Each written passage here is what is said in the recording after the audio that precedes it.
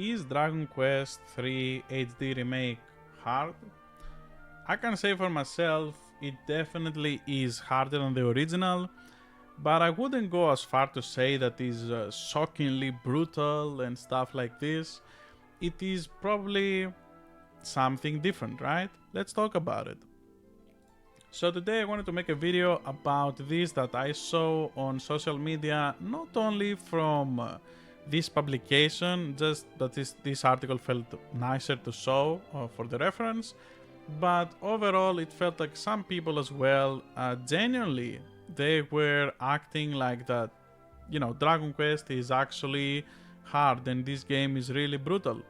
But in reality is that most of the Dragon Quest games are kind of like this, and this game specifically also already has a lot of quality of life compared to the original game. The original game used to be way more devastating when things were happening, and you had the real kind of danger that these days you feel this kind of danger when you're playing something like a Souls game, because you don't know if on the next corner you may have an enemy that may completely kill you, so you kind of have to play it a little bit safer. Or like Elden Ring, maybe easier because Elden Ring is like more open world in this regard. So this kind of anxiety can be built up in Dragon Quest games. It's a lot lighter in this specific remake, but I have to say that when you're fighting bosses, the bosses are harder than what I had experienced when I was playing the original. So outside of these kind of things, this game also offers different kind of difficulties. So if you're giving it for a kid, you can make it that they cannot die, and they always stay at 1 HP, and it is what it is. If you find yourself too hard and you want to beat a boss that you do not know the answer to, and you don't want to deal with it, you can put the easy difficulty and then swap right back in. It can happen, it is up to you how you want to play, it doesn't really matter. So for me overall, it doesn't feel like that is actually a difficulty part, specifically because the bosses have easy solutions, but you have to understand how to play these kind of games. Someone that has played Dragon Quest games before, if you know how to play one, you mostly understand how to play all of them. In terms of strategizing, in terms of how you interact with bosses, and how you try to beat them, and how you try to get stronger. So in Dragon Quest III, the ways that you can get stronger is that you either gonna have to level up and your stats will naturally get better because of that, and the other way is that you will have to farm gold in order to buy better items. So when you do that, when you have the better items, you can just go to the town, you can buy the items, and you can see immediately growth.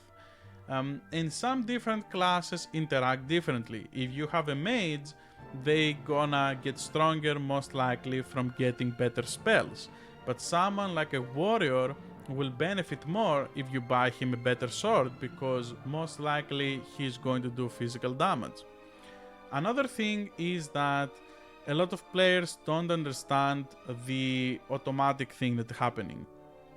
If you put everyone at show no mercy all the time, when you're in a dungeon that can have up to 5-6 floors and hidden floors, and you going back because you lost your way, especially I think that will happen first time to most players when they reach the pyramid, and you kind of have to be careful because the enemies are considerably stronger to what you were fighting before, and more dangerous. So on that place I died multiple times. It's not like I'm a savant and I'm this genius playing this game and telling all this. It's just that I experienced this, and I mostly have played other JRPGs before.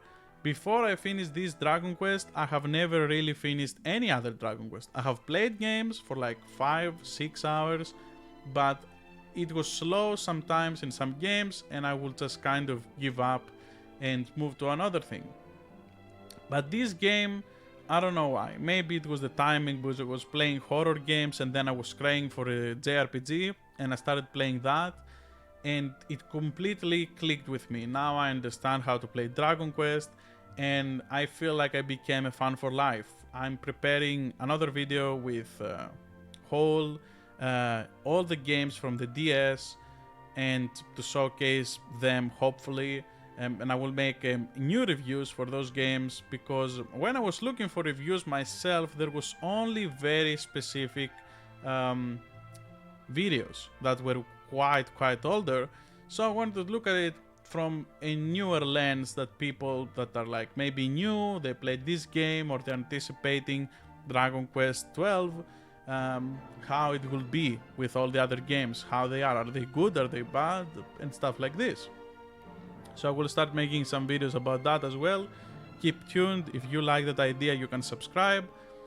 But in general, as I said, these games, specifically in all the Dragon Quest games, they feel more like Baldur's Gate in many times. That you are rolling a dice to do some things, specifically with when it comes to hit like with luck. And the luck stat is important on this game. There is a lot of things that can interact with luck, so in many other games, luck doesn't actually really do anything. But this game, specifically here, you can definitely feel it when you have a higher luck factor when it comes to the RNG, because it feels like you are rolling D&D dices in many times. Like you saw now with when I was resurrecting someone and it didn't happen immediately. You had to be kind of lucky. The same kind of thing goes with when you meet enemies. Sometime an enemy can get up, you go into the random battle, and then the enemy in the later stage of the game, he could curse randomly your healer and your healer is completely instantly dead. Another thing is mana management. If you have everyone on the party to keep doing everything all the time with mana, you will have issues. And my advice to that is to look into having whips, boomerangs, and AoE kind of weapons, or some weapons that can have a spell on them. When you're doing the normal attack, they will do a spell anyway. For bosses, my advice would be to always do your buffs to your whole party on the first turn. Try to have a sage at least one in the party on your first playthrough, so you will be able to deal with some specific attacks that some enemies have. Spells like Insulate, spells like Magic Barrier, they're very helpful when it comes to enemies later on in the game that can feel very devastating when they're doing their desperation attacks. You can reach like really low the enemy boss, and then the enemy boss will start doing crazy things like throwing 4 spells in a row, big spells, and then everyone is dead in the party. So you kind of sometimes have to be prepared for these kind of things, which for me I was not prepared. I died and I had to do rematch. I will do bosses multiple times rematch even on the normal difficulty. It is nothing to be ashamed of because this game has RNG on that. That is why I said as before that this game feels like you're playing D&D, because the enemy boss could sometimes hit the same guy in a row, and your healer may be dead, your main damage dealer may be dead, and you are unlucky, you try to resurrect them, or you don't have any other person with resurrect, and your playthrough is fine still, you can rematch, but you will have to do it again. And that's just how it is. That's also something that can interact with luck. So things like that make sense from a roleplay perspective and how it works. So that's why I wanted to make this video, because a lot of the stuff in this game are really about the player investing some time to understand how it works. Just like when you play any other modern JRPG and it has a different complex system, this game doesn't really have complex systems like this, but it hides stuff from you. You have to look out for them. You have to read the descriptions. You have to read of your spells, of the items the shoppers are selling, to be able to go around and search for hidden stuff that sometimes are cool. And the biggest thing of all, you have to give some time to yourself in order to level up.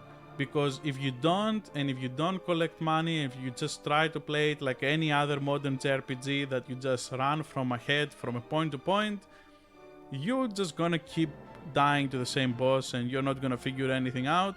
If you want to have this kind of experience and you just want to play the story, don't be discouraged to just use the Draki mode, do the Draki quest, and you don't have to play the game how it's supposed to be played. You can play it how you want to play it. So I think that is a good thing that they have that as well. And it's not just for kids. If you want to just be done with it, you just want to see the story and that's it, you can play that. Anyway, this was this kind of video. Expect more Dragon Quest from here. I have been bamboozled with Dragon Quest 11 and I will make a kind of early thoughts on that video, or maybe I will do just a full review when I finish it, although I know it's quite big, so I will see what I'm gonna do. Thank you for watching today. Hope you have a beautiful day. Please let me know your thoughts about Dragon Quest in general and which game you would like to see from me on the next showcase. As I said, I'm waiting to get on my hands all of the DS and 3DS games. Which one would you like to see first reviewed? Have a great day. See you next time.